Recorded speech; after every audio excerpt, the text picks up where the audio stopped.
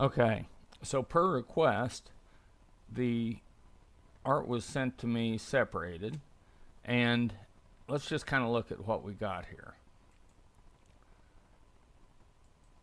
This is the lettering, and we're gonna change this so we know what these are independently.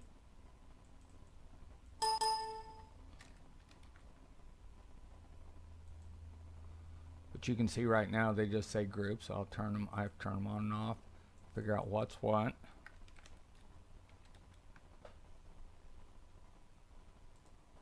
Okay, so I've taken all these layers that are in the original image and I've named them just so we can see what happens here. So we need to create layers, 1, 2, 3, and we're going to name those red, white,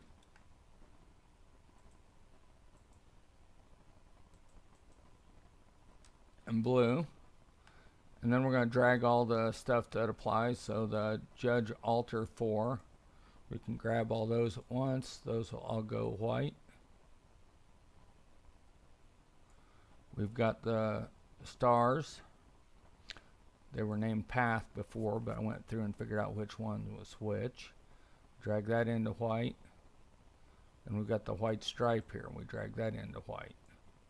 Then we put the red up into the layer, the blue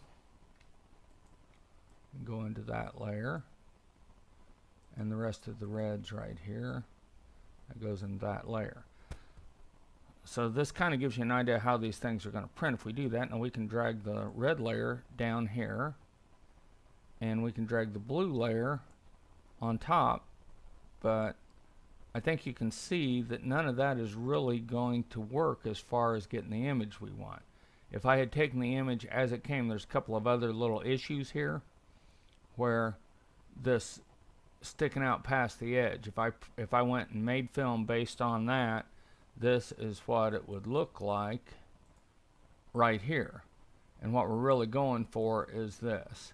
So just something to point out. I know the white stripe's messing with this because that was early on. The thing we need to do though is come back to where we started with this, where we had all these. We'll open up these layers and put them back, and I'll show you how this actually should work. Okay, so we'll put these all back in the original layer. Okay, so now we've got it all essentially back where it was. So here's what we really need to do with this. We're going to copy this whole thing. Let me try that again. Copy this whole thing. I'm going to group these just to make sure we don't lose anything there. Okay, now we're going to copy and paste, and then paste again, and then paste again. So we now will have this group in here 4 times, but one of those is off to the side, so we're going to take the group on top, put it in red, next group put it in blue, and the next group put it in white. And then we can see that that one doesn't line up, but those are all locked in and sync with each other. So what we'll do then is get rid of this layer, and we're going to drag this whole thing back over to where it's on our artboard.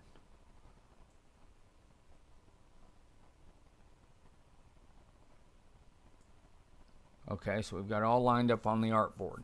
Now a couple of things we're going to have to do here is we're going to create another layer, and we're going to call it block.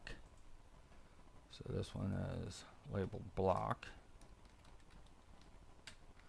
And what we need to do is get rid of these little extensions coming over the edge. So we'll just create a rectangle. And what I'm going to have to do is I print everything all black. It doesn't matter what color it is on here. I determine the color for screen printing by the ink that I put in the screen. So we got that one, and we got this one, and I went down a little bit farther just to make sure that we're not going to have anything jagged. We'll zoom in there real quick.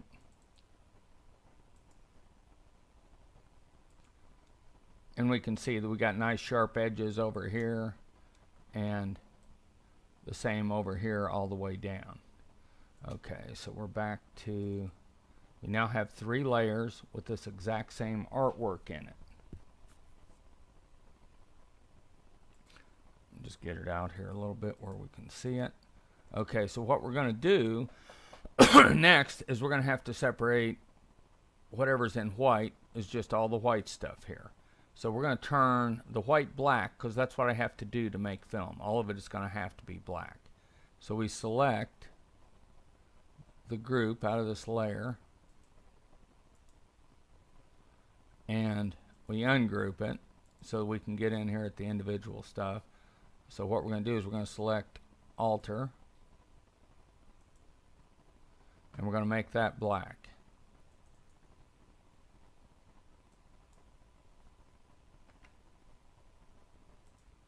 Okay, then we're going to do the same for everything that's white on here needs to be black. And everything that is not white needs to be white.